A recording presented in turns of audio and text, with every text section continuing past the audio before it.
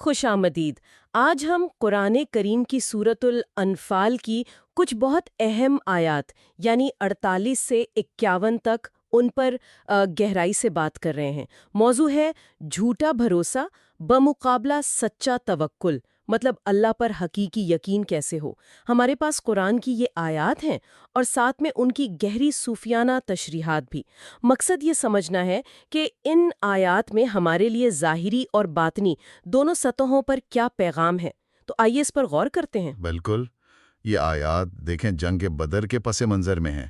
قریش کا جو غرور تھا اور ان کا شیطان کے فریب پر اعتماد، یہ اس کی عکاسی کرتی ہیں۔ جی، آیت 48 تو خاص طور پہ بہت واضح ہے۔ شیطان نے ان کے کاموں کو ان کے لیے بڑا اچھا بنا کر دکھایا۔ جی ہاں، اور کہا کہ آج تم پر کوئی غالب نہیں آ سکتا، میں تمہارا ساتھی ہوں، تمہارا محافظ ہوں۔ لیکن پھر جیسے ہی دونوں لشکر آمنے سامنے ہوئے، وہ بھاگ نکلا۔ بالکل، پیٹھ پھیر کے بھاگ گیا اور کہنے لگا میرا تم سے کیا واسطہ، میں تو وہ دیکھ رہا ہوں جو تم نہیں دیکھتے، میں تو اللہ سے ڈرتا ہوں۔ یہ جھوٹے سہارے کی کیسی زبردست مثال ہے۔ ظاہری معنی تو بالکل صاف ہیں کہ تکبر، اپنی تعداد یا کسی کے جھوٹے وعدوں پر جو اعتماد ہوتا ہے نا، وہ حقیقت کا سامنا ہوتے ہی ختم ہو جاتا ہے۔ بالکل، اصل طاقت تو بس اللہ ہی کی ہے۔ شیطان کا بھاگ جانا اسی حقیقت کو کھولتا ہے۔ اور پھر آیت 49 میں منافقین کا ذکر ہے، وہ لوگ جن کے دل کمزور تھے۔ وہ مسلمانوں کے اللہ پر توکل کو مطلب ایک طرح کا دھوکہ سمجھتے تھے۔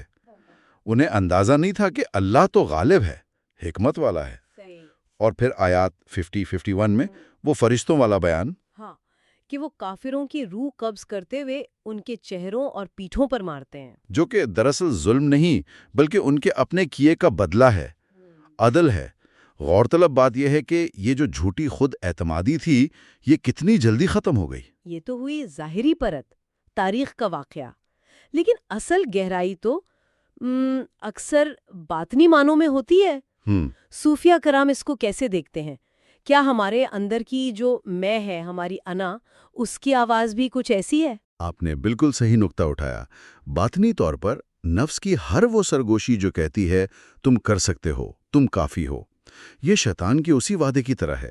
امام الکشیری فرماتے ہیں کہ نفس ہمارے کاموں کو بڑا سجا کر دکھاتا ہے، خود پسندی پیدا کرتا ہے، لیکن جب آزمائش آتی ہے یہ آواز غائب ہو جاتی ہے۔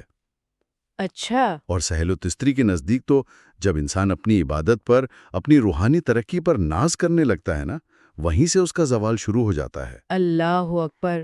ابن عربی نے تو اسے شرک خفی کہا ہے۔ جی بالکل۔ چھپا ہوا شرک، یعنی عمل کروانے والے اللہ کو چھوڑ کر اپنے عمل پہ بھروسہ کرنا۔ اور روزبان البقلی کا نقطہ بھی بہت دلچسپ ہے کہ فرشتوں کا مارنا اصل میں نقاب اتارنا ہے۔ جی، تکبر کا پردہ چاک کرنا ہے۔ جیسے رومی نے کہا تھا نا، جب تکبر کہتا ہے میں پہاڑ ہوں، تو زلزلہ بتا دیتا ہے کہ اصل زمین کون ہے۔ خلاصہ یہ ہے کہ سچا توکل وہیں سے شروع ہوتا ہے جہاں انا کا دھوکہ ختم ہوتا ہے۔ یہ تو بہت گہری بات ہے، یعنی اپنی کوشش پر بھروسہ بھی ایک طرح کا پردہ بن سکتا ہے۔ اچھا، کیا اس کو سمجھنے کا کوئی اور زاویہ بھی ہے، جیسے وہ حروف اور اعداد کا علم ہوتا ہے ابجد؟ جی ہاں، اس میں بھی لطیف اشارے ملتے ہیں۔ دیکھیں، اگر ہم ابجد کے حساب سے دیکھیں تو شیطان، شین، یہ، دوئے، الف اور نون کا عدد بنتا ہے 370۔ اس کو جمع کریں تو 3 + 7 + 0 = 10، اور پھر 1 + 0 = 1۔ عدد 1 یہاں وحدت کے مقابلے میں ایک الگ تھلگ ذات، انفرادیت کے وہم کی طرف اشارہ ہو سکتا ہے۔ اچھا، اور توکل کا؟ توکل تے واو کاف لام کا عدد ہے 456۔ جمع کریں تو 4 + 5 + 6 = 15، اور پھر 1 + 5 = 6۔ عدد 6 تخلیق میں توازن، ہم آہنگی کی علامت ہے، وہ سکون جو اللہ پر مکمل بھروسے سے آتا ہے۔ تو گویا یہ اعداد بھی ایک سفر دکھا رہے ہیں، وہم سے نکل کر اعتماد اور ہم آہنگی 6 تک۔ سبحان اللہ، یہ عادات کی دنیا بھی عجیب ہے۔ توکل گویا علیحدگی کے اس وہم کا علاج ہے۔ تو ان سب باتوں کا ایک عام انسان کے لیے یا جو راہ سلوک پر چل رہا ہے، اس کے لیے عملی سبق کیا نکلتا ہے؟ دیکھیں، بنیادی پیغام یہ ہے کہ اپنے آپ پر انحصار کی ہر سوچ، میں کر لوں گا، مجھ میں یہ قابلیت ہے، یہ کہیں نہ کہیں اسی شیطانی وعدے کی بازگشت ہے۔ جب یہ جھوٹا اعتماد ٹوٹتا ہے تو یہ ناکامی نہیں، یہ اللہ کی رحمت ہے۔ رحمت؟ وہ کیسے؟ اس لیے کہ جب آپ کا بنایا ہوا محافظ یعنی آپ کی انا، آپ کا گھمنڈ، آپ کا ساتھ چھوڑتا ہے، تبھی اللہ کی حقیقی مدد اور اس کی موجودگی کا احساس ہوتا ہے۔ اللہ ہمارے اختیار کا وہم توڑتا ہے تاکہ ہم سکون صرف اسی میں پائیں۔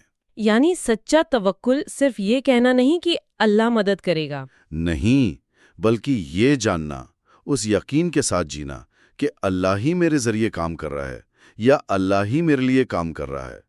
اس کیفیت کو ایک دعا میں شاید یوں کہہ سکتے ہیں: اے اللہ، جب میری جھوٹی طاقت کہے تم کافی ہو، تو اس بت کو توڑ دے، میرا تکبر مٹا دے، یہاں تک کہ صرف تو باقی رہے۔ مجھے خالص توکل سکھا، یہ اطمینان کہ راستہ صرف تو دکھاتا ہے۔ آمین۔ آمین۔ بہت خوب۔ تو خلاصہ یہ کہ یہ آیات ہمیں اپنی طاقت کے وہم سے نکال کر حقیقی بھروسہ سکھاتی ہیں۔ انا کے ٹوٹنے سے طاقت ختم نہیں ہوتی، بلکہ پاک ہو کر اللہ کی سپردگی میں بدل جاتی ہے۔ بالکل۔ اور ایک آخری نکتہ، ان آیات کے فوراً بعد جو حصہ آتا ہے نا قرآن میں، وہ یاد دلاتا ہے کہ یہ سبق صرف بدر کا نہیں ہے، یہ ایک ہمیشہ رہنے والا اصول ہے۔ پچھلی قوموں کا انجام بھی تبھی ہوا جب انہوں نے تکبر کیا اور شکر گزاری بھلا دی۔ یعنی یہ ایک طرح کا کائناتی قانون ہے۔ جی، یہاں سالک سیکھتا ہے کہ الہی انصاف بار بار ظاہر ہوتا ہے، انتقام کے طور پہ نہیں، بلکہ کائنات کا توازن قائم رکھنے کے لیے۔ فانی چیزیں مٹ جاتی ہیں، حقیقی ذات ہی باقی رہتی ہے۔ یہ ہمیں دعوت دیتا ہے کہ ہم الہی انصاف اور توکل کی اس آفاقی نوعیت پر مزید غور کریں۔ واقعی غور کرنے کے لیے ایک بہت اہم نکتہ چھوڑا ہے آپ نے۔ بہت شکریہ۔